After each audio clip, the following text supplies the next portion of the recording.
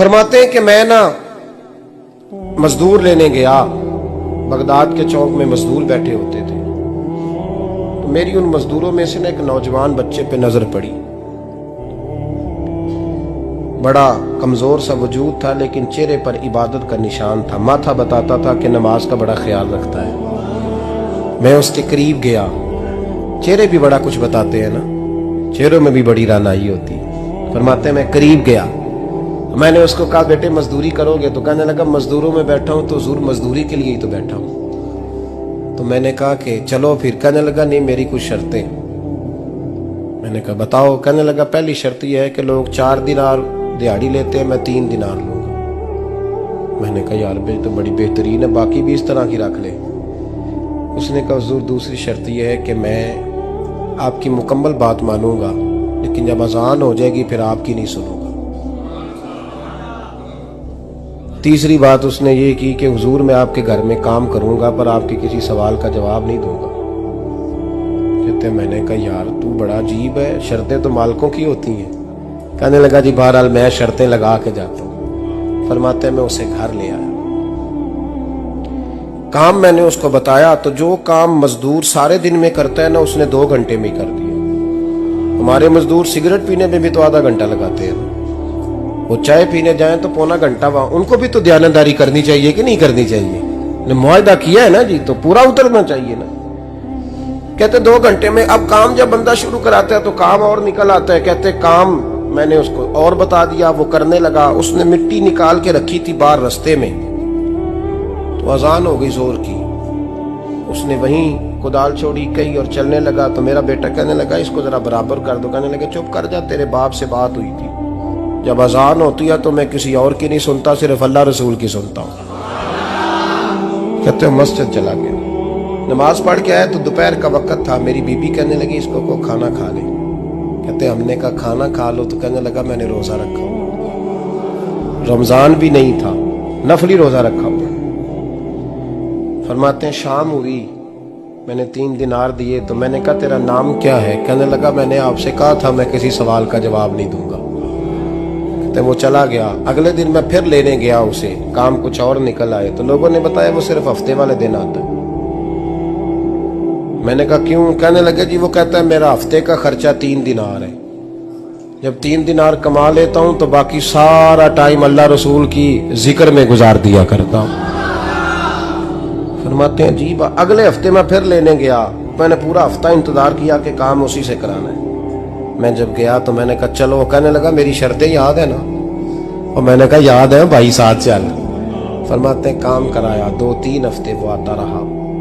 एक हफ्ते में गया तो लोगों ने कहा हुजूर आज नहीं आया।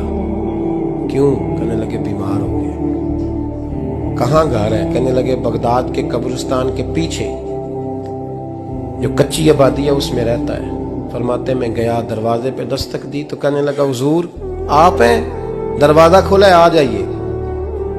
फरमाते मैं अंदर गया तो मैंने कहा तुम्हें कैसे पता चला मैं आया हूं? कहने लगा हुजूर अल्लाह वाले हो, आप नहीं आना था, वरना अमीर तो गरीबों का पता लेने कोई नहीं आते। कहते मैं करीब गया तो कहने लगा मैं आपका इंतजार कर रहा था, तेज बुखार है, तप रहा। जेब से कुछ पैसे निकाले, कहने लगा ये पैसे रखने। एक अंगूठी निकाली, कहने लगा हुजूर आज रात को मेरा इंतकाल हो जाएगा, इन पैसों का कफन खरीद के सुबह जनाजा पढ़ के मुझे दफन कर देना, और जब दफन करो तो ये अंगूठी लेके असर के बाद हारून रशीद के पास जाना। आप उसे कहना मैंने मिलना है, पर वो आपको टाइम नहीं देगा। आप उसको आवाज दीजिएगा कि तेरी एक अमानत है मेरे पास, फिर वो आपसे मिलेगा तो अंगूठी दे दें, फिर आप मेरी तरफ से फारिग हैं। हजरत फरमाने लगे तेरा नाम?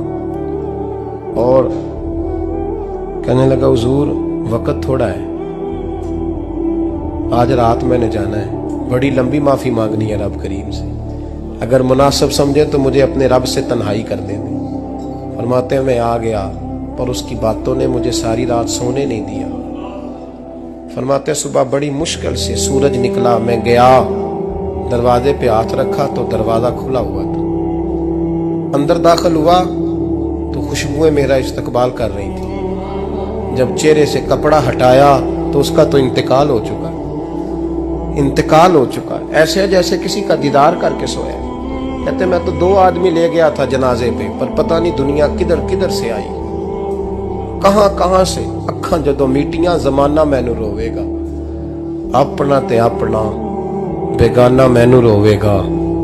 फरमाते हैं मैं तो 2 बंदे ले गया था, पर पता नहीं मखलूक कहां कहां से आई। जनाजा पड़ा, दफन किया।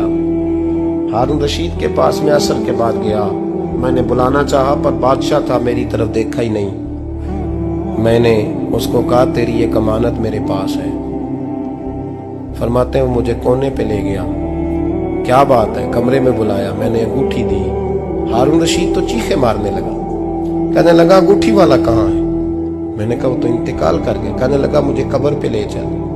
कहते मैं कब्र पे लाया तो वो लेट गया, तड़प के रोने लगा। मैंने कहा मेरा कलेजा फट जाएगा, ना उसने कुछ बताया ना तूने बताया, ये कौन था? तो हारून रशीद कहने लगा ये मेरा बेटा था।